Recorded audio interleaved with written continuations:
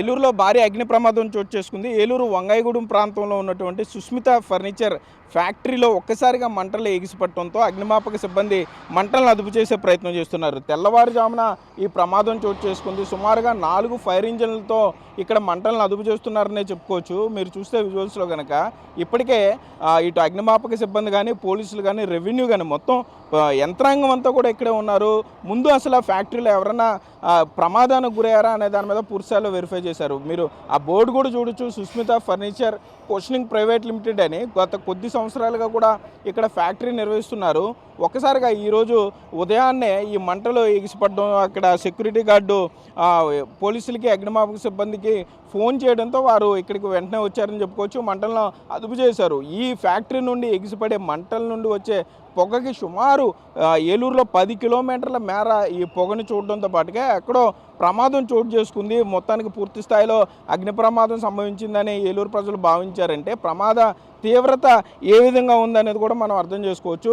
అయితే అగ్నిమాపక శాఖ అధికారులు ప్రమాదం జరిగిన వెంటనే ఇక్కడికి వచ్చారని చెప్పుకోవచ్చు. ఇక్కడ వచ్చిన వెంటనే మంటలను అదుపు చేస్తున్నారు. సుమారుగా 3 గంటల నుండి ఫ్యాక్టరీలో మంటలను అదుపు చేస్తున్నారు. ఈ మంటలు ఇంకా కంట్రోల్ అవుతున్నాయి. మరలా గాలి ఎక్కువ వీస్తుండటంతో ఒక పక్కన మంటలను అదుపు చేస్తుంటే మరోపక్క మంటలు పూర్తి స్థాయిలో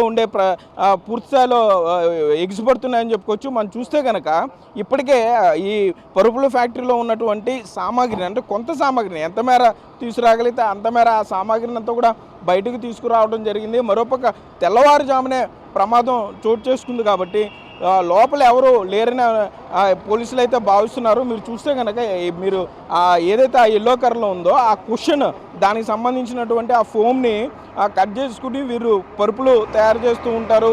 ఆ లోపల ఈజీగా తగలబడిపోయే మెటీరియల్ మంటలకి వెంటనే అక్కడ మంట వచ్చిందంటే పూర్తి స్థాయిలో వ్యాపించే మెటీరియల్ ఉండటంతో మంటలను అదుపు చేయడం కొంత కష్టంగా మారిందనే చెప్పుకోవచ్చు.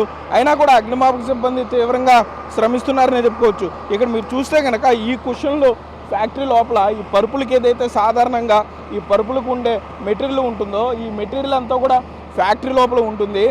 ఈ లోపల ఉన్నటువంటి మెటీరియల్ అంతా ఒక్కసారిగా మంటలకి ఎక్స్పోజ్ అవటం, ఫ్యాక్టరీ పూర్తి స్థాయిలో తగలబడిపోవడంతో వీటిని కంట్రోల్ చేయడం కూడా కొంత కష్టం. ఒక పక్క ఫోమ్ ఉపయోగిస్తున్నారు.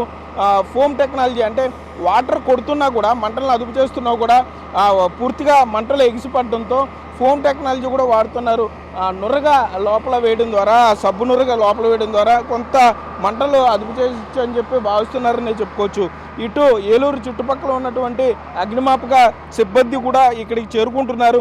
మొత్తం దట్టమైన పొగ అయితే ఇక్కడ అలుముకుందనే చెప్పుకోవచ్చు. మరోపక్క ఎదురుగుండా ఏదైతే అగ్ని ప్రమాదం చోటు చేసుకుందో దాని ఎదురుగుండానే క్యాన్సర్ హాస్పిటల్ ఉందనే చెప్పుకోవచ్చు. ఈ క్యాన్సర్ హాస్పిటల్కి సంబంధించి కూడా ఇప్పటికీ మీరు చూస్తున్న ఈ ఫస్ట్ ఫ్లోర్లో ఉన్నటువంటి రోగులందరినీ కూడా వెనుక దానికి తయారు చేశారు. అంటే ఫోమ్ తయారేందుకు ఈ ప్రాసెస్ జరుగుతూ ఉంటుంది లోపల. అక్కడ షార్ట్ సర్క్యూట్ జరిగిందని ప్రాథమికంగా అంచనాకు వస్తున్నారు. ఫోమ్ తయారీ చేసినప్పుడు ఆ కెమికల్ని కూల్ చేసేందుకు ఏసీ ఆన్ చేసిన సమయంలో భారీగా మంటలు వ్యాపించినట్టుగా కూడా ఫ్యాక్టరీ సిబ్బంది అయితే గుర్తిస్తున్నారు. సుమారు 9 కోట్ల మేర ఆస్తి నష్టం జరిగి ఉండొచ్చు అని కూడా భావిస్తున్నారు. అంటే ఏదైతే అగ్ని ప్రమాదం జరిగిందో ఫ్యాక్టరీ ఉందో దానికి ఆపోజిట్లోనే క్యాన్సర్ హాస్పిటల్ ఉంది. ఇప్పటికే రోగులందరూ ఉంటారు, కీమోథెరపీ చేయించుకుంటూ ఉంటారు, రేడియేషన్ పేషెంట్లు ఉంటారు.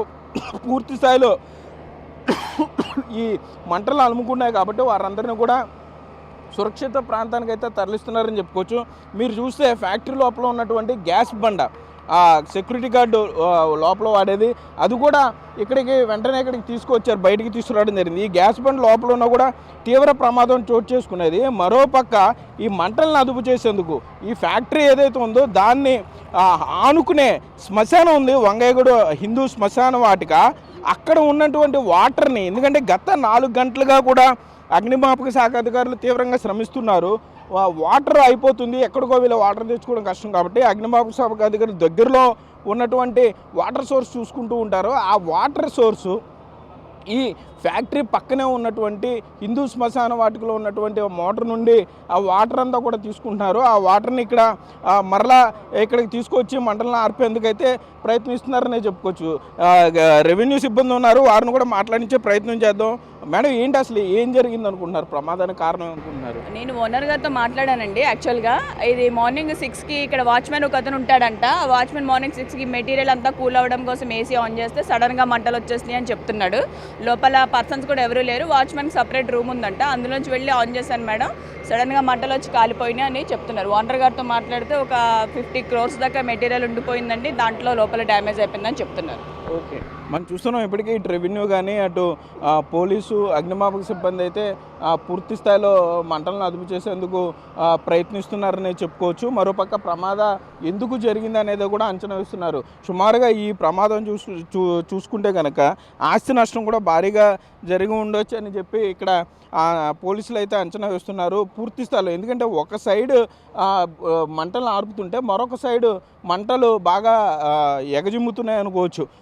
ఇటు అగ్నిమాపక సిబ్బంది ఫైర్ ఇంజిన్లోండి వాటర్తో పాటుగా మున్సిపాలిటీ, ఏలూరు మున్సిపాలిటీకి సంబంధించి తాగునీరు సరఫరా చేసే ట్యాంకర్లలో కూడా హుటాహుట్టిన ఆ మంచినీటిని సరఫరా చేసే ట్యాంకులు కూడా ఏలూరు కార్పొరేషన్ సిబ్బంది ఇక్కడికి తీసుకురావడం జరిగింది. కార్పొరేషన్ సిబ్బంది కూడా ఆ మంటలను అదుపు చేసేందుకు వారు కూడా తమ సాయశక్తిలో వారు కూడా కృషి చేస్తున్నారని చెప్పుకోవచ్చు. ఉన్నంతలో మొత్తం అందరూ కూడా యంత్రాంగం అంతా కూడా ముందు మంటలను అదుపు చేయాలి. ఎందుకంటే చుట్టుపక్కల ఇటు ఒక పక్క హాస్పిటల్ ఉంది, మరో పక్క చూసుకుంటే కన్వెన్షన్ సెంటర్ ఉంది కాబట్టి సో పూర్తి స్థాయిలో మంటలను అదుపు చేసేందుకు అయితే మొత్తం పూర్తి స్థాయిలో అయితే ఇక్కడ యంత్రాంగం శ్రమిస్తున్నారు. మీరు చూస్తే కనుక ఒక సైడు మంటలను అదుపు చేస్తుంటే మరొక సైడు మంటలు వచ్చేస్తున్నాయి. చుట్టుపక్కల ఉన్నటువంటి చుట్టుపక్కల సర్కిల్లో ఉన్నటువంటి ఫైర్ ఇంజిన్లు కూడా పోలీసులు ఇప్పటికే మాట్లాడడం జరిగింది.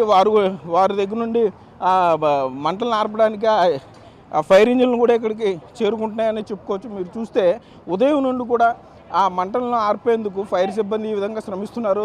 పూర్తిగా మొత్తం అంతా కూడా పూర్తిగా మంటలతో నిండిపోయింది. అంటే సుమారుగా 10 కోట్ల మేర ఆస్తి నష్టం ఉంటుందనే పోలీసులు అయితే, రెవెన్యూ సిబ్బంది అయితే ప్రాథమిక అంచనా వేస్తున్నారు. ఏసీ కూలింగ్ యూనిట్ ఏదైతే కెమికల్ని కూల్ చేసేందుకు ఉంటుందో ఆ కూలింగ్ యూనిట్ ఆన్ చేసినప్పుడు ఈ విధంగా ఒక్కసారిగా షార్ట్ సర్క్యూట్ అయ్యి మంటలు ఎగబాకాయని అయితే భావిస్తున్నారు. సో ఇంకొద్ది సమయం ఈ పూర్తి స్థాయిలో మంటలు ఆర్పేందుకైతే సమయం పట్టే అవకాశం ఉంది. మరోపక్క పోలీసులు సైతం కూడా ఇందులో ప్రమాదం ఎందుకు జరిగింది, ఏ విధంగా జరిగింది అనే దాని మీద పూర్తి స్థాయిలో అయితే వెరిఫై చేసే పరిస్థితులు ఇక్కడ ఉన్నాయి. Cameraman Bhagyaraju, Sagar, Big TV, Eluru నుండి.